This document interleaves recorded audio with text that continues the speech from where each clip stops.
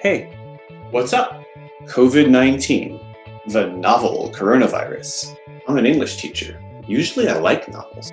Has made us all become teleteachers, even if we had no experience doing that kind of thing before. It's left many of us teachers wondering, how can we best teach our students at this time? How can we help them learn and grow as we always have? That's why I made these videos. I call this series TIFTO, short for Tips for Teaching Online. Tiptoe through the tulips? I'm an education professor and a 20-year teaching veteran, but I don't have all the answers. Each episode, though, I'll try and share an idea with you. There's no such thing as a one-size-fits-all approach in teaching. But here's one thing you could consider. Modify or reject as you see fit. You know yourself and your students best. That all said, here we go with today's idea.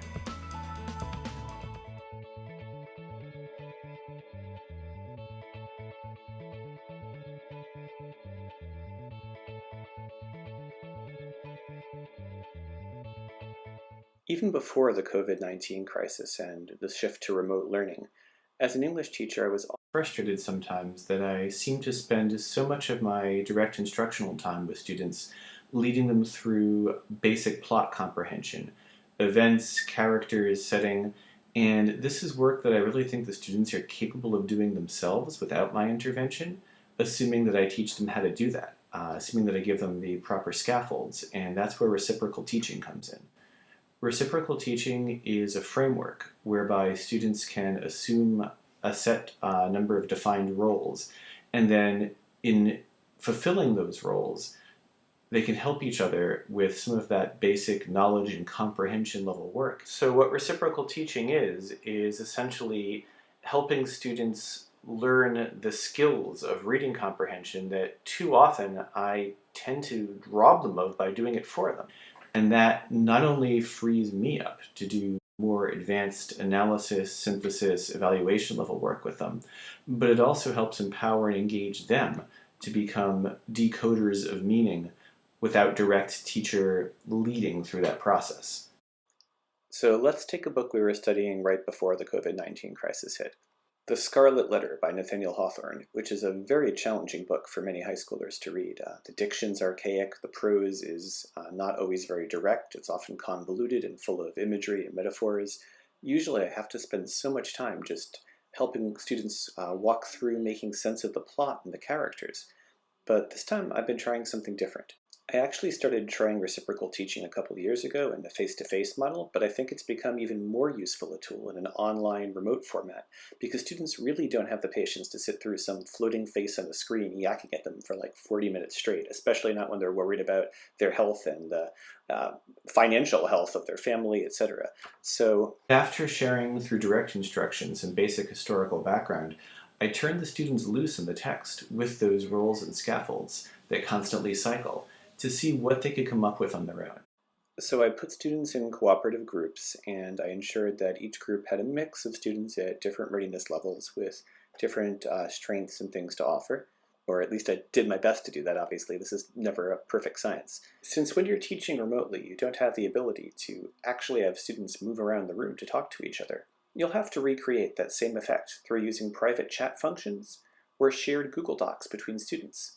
This has the added benefit of providing you and the students with a transcript of what they discuss for accountability and learning purposes. Now, one of the great things about working with a text as old as the Scarlet Letter, it was published in 1850, is that the copyright expired a long time ago, so it's public domain, and therefore I found the text of it online and copy-pasted it into a bunch of different Google Docs, assigning a separate shared doc containing the novel to each group of students. And that group can then freely annotate that doc as per their reciprocal classroom roles, respond to one another in their group, etc. They get to mark up their books. How cool is that? And I get a record of all of that to respond to and assess in a way that if this were a face-to-face class, I could never possibly stay on top of all the groups and be able to see how they're doing at any given moment whenever I want to. If I want to get really fancy, I can create breakout rooms and the groups can actually discuss vocally as well as through their various comments the text. So this could be a synchronous discussion or an asynchronous discussion, depending. And either live by entering the particular breakout room or through my own comments on their Google Doc. I can always jump in to try and correct collective misunderstandings. But I find the more I wait and let them puzzle it through on their own, the more they seem to get there on their own. So then at the end of this process, when we can finally begin talking on an analytic level, I know the students have arrived at an understanding of the basic plot and comprehension sufficient that they can really take part in that discussion, and I see it in the increase in participation when we have those activities afterwards. It's exceptionally cool because if I wasn't doing this kind of activity through an online remote kind of modality, I don't think I would be able to support the students in the ways that I've been able to, and I'm not sure I could give them the same kind of independence and latitude, although hopefully when this crisis ends, I'll be able to port some of this back to the face-to-face classroom. So let me know how reciprocal teaching works out in your classroom at edinfinitumpodcast@gmail.com. Thanks for watching.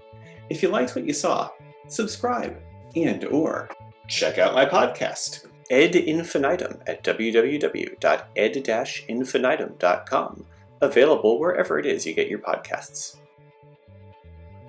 Bye now, and stay healthy.